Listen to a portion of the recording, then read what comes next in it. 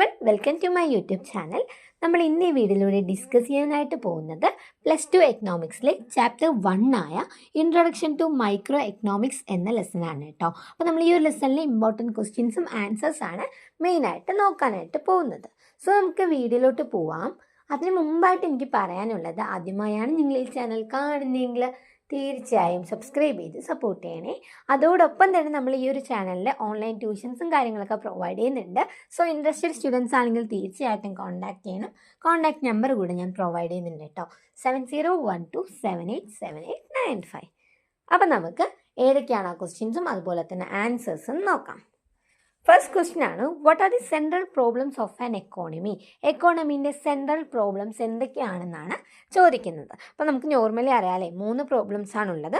What to produce and in what quantities, അതാണ് നമ്മുടെ first problem എന്ന് പറയുന്നത്. എന്ത് പ്രൊഡ്യൂസ് ചെയ്യണം, എത്ര ക്വാണ്ടിറ്റിയിൽ പ്രൊഡ്യൂസ് ചെയ്യണം എന്നാണ് ഈ ഒരു പോയിന്റിൽ പറയുന്നത്. അതായത് നമ്മുടെ എക്കോണമിയിൽ കുറേ ഗുഡ്സും കാര്യങ്ങളൊക്കെ പ്രൊഡ്യൂസ് ചെയ്യുന്നുണ്ട്. അത് എത്ര അളവിൽ പ്രൊഡ്യൂസ് ചെയ്യണം, എങ്ങനെ പ്രൊഡ്യൂസ് ചെയ്യണം എന്ന് ഡിസൈഡ് ചെയ്യുന്നതാണ് നമ്മുടെ ഈ ഒരു സെൻട്രൽ എക്കണോമിക് പ്രോബ്ലം എന്ന് പറയുന്നത്. സെക്കൻഡ് വൺ ആണ് ഹൗ ടു പ്രൊഡ്യൂസ്, എങ്ങനെ പ്രൊഡ്യൂസ് ചെയ്യണം എന്ന് വെച്ചാൽ നമ്മളിപ്പോൾ എന്തൊരു ഗുഡ്സ് പ്രൊഡ്യൂസ് ചെയ്യുമ്പോഴും അതിന് കുറച്ച് ടെക്നോളജിയും കാര്യങ്ങളൊക്കെ ആവശ്യമായിട്ട് വരുന്നുണ്ട്. സോ ഏത് ടെക്നോളജി യൂസ് ചെയ്ത് പ്രൊഡ്യൂസ് ചെയ്യണം, എത്ര ഇതിൽ പ്രൊഡ്യൂസ് ചെയ്യണം, ഏതൊക്കെ മെഷീൻ യൂസ് ചെയ്തിട്ട് എന്തൊക്കെ പ്രൊഡ്യൂസ് ചെയ്യണം എന്നൊക്കെ തീരുമാനിക്കുന്നതാണ് ഹൗ ടു പ്രൊഡ്യൂസ് എന്നതിൽ അർത്ഥമാക്കുന്നത്. തേർഡ് വൺ ആണ് ഫോർ ഹും ടു പ്രൊഡ്യൂസ്, ആർക്ക് വേണ്ടി നമ്മൾ പ്രൊഡ്യൂസ് ചെയ്യണം. ഇതിൽ ജസ്റ്റ് ഒന്നുമില്ല, നമ്മൾ ഒരുപാട് പ്രൊഡക്ഷൻ ചെയ്യാറുണ്ട് അല്ലേ, അതായത് നമുക്കൊരു ലാർജ് ലെവൽ ഓഫ് ഔട്ട്പുട്ട് നമ്മുടെ കയ്യിലുണ്ടാവും. അപ്പോൾ ഇത് കറക്റ്റായിട്ട് നമ്മൾ ആവശ്യമുള്ള ആൾക്കാർക്ക് ഡിസ്ട്രിബ്യൂട്ട് ചെയ്ത് കൊടുക്കുക, അല്ലെങ്കിൽ നമ്മൾ ആർക്കാണോ ഇത് ആവശ്യം വരുന്നത് ആ ഒരു ഓണേഴ്സിന് കൈമാറ്റം ചെയ്യുക. അപ്പോൾ ഇവിടെ മെയിനായിട്ട് ഡിസ്ട്രിബ്യൂഷൻ പ്രോസസ്സാണ് പറയുന്നത്. Then definition of PPC. PPCൻ്റെ വേറൊരു നെയിമാണ് പ്രൊഡക്ഷൻ ട്രാൻസ്ഫോർമേഷൻ കർവ് എന്ന് പറയുന്നത്. ഇതൊരു സ്റ്റാറ്റിസ്റ്റിക്കൽ ഡിവൈസാണ്. നമ്മുടെ സെൻട്രൽ എക്കണോമിക് പ്രോബ്ലംസിനെ റെപ്രസെൻ്റ് ചെയ്യാൻ വേണ്ടി യൂസ് ചെയ്യുന്ന ഒരു സ്റ്റാറ്റിസ്റ്റിക്കൽ ഡിവൈസാണ് നമ്മുടെ PPC എന്ന് പറയുന്നത്. സെൻട്രൽ എക്കണോമിക് പ്രോബ്ലംസ് എങ്ങനെയുള്ളതായിരിക്കും? നമ്മുടെ അലോക്കേഷൻ, പിന്നെ full utilisation and growth of resources ആയിട്ട് ബന്ധപ്പെട്ടത്, പിന്നെ efficiency in production and distribution. അപ്പോൾ ഇങ്ങനെയുള്ള ചില സെൻട്രൽ എക്കണോമിക് പ്രോബ്ലംസിനെ റെപ്രസെൻ്റ് ചെയ്യാൻ വേണ്ടി യൂസ് ചെയ്യുന്ന സ്റ്റാറ്റിസ്റ്റിക്കൽ ഡിവൈസാണ് നമ്മുടെ PPC അഥവാ പ്രൊഡക്ഷൻ പോസിബിലിറ്റി കർവ് അല്ലെങ്കിൽ പ്രൊഡക്ഷൻ ട്രാൻസ്ഫോർമേഷൻ കർവ് എന്നതുകൊണ്ട് അർത്ഥാക്കുന്നത്.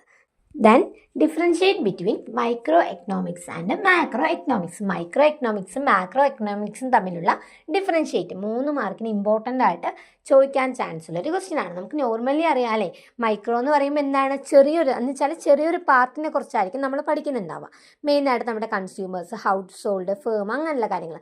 പക്ഷെ അവിടെ അഗ്രിഗേറ്റ് എക്കോണമിയാണ്. മൊത്തത്തിൽ ഒരു എക്കോണമിയിൽ എന്തൊക്കെ നടക്കുന്നു അതൊക്കെ നമ്മൾ സൂചിപ്പിക്കുന്ന ഏതിലായിരിക്കും?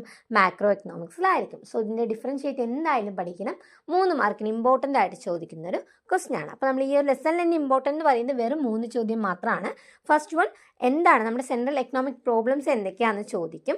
സെക്കൻഡ് വൺ PPC എന്താണെന്ന് ചോദിക്കും. തേർഡ് വൺ എന്ന് പറയുന്നത് ഡിഫറൻഷിയേറ്റ് ആണ് കേട്ടോ. സോ ഇത് മസ്റ്റായിട്ട് പഠിക്കാനായിട്ട് ശ്രമിക്കുക. ഈ ഒരു ലെസണിൽ ഇമ്പോർട്ടൻറ്റ് ക്വസ്റ്റ്യൻസ് ആണ്. വീഡിയോ ഇഷ്ടമായെങ്കിൽ തീർച്ചയായും ലൈക്ക് ചെയ്യണം, ഷെയർ ചെയ്യണം, സബ്സ്ക്രൈബ് ചെയ്യണം. അടുത്തൊരു വീഡിയോയുമായി നമുക്ക് വീണ്ടും കാണാം.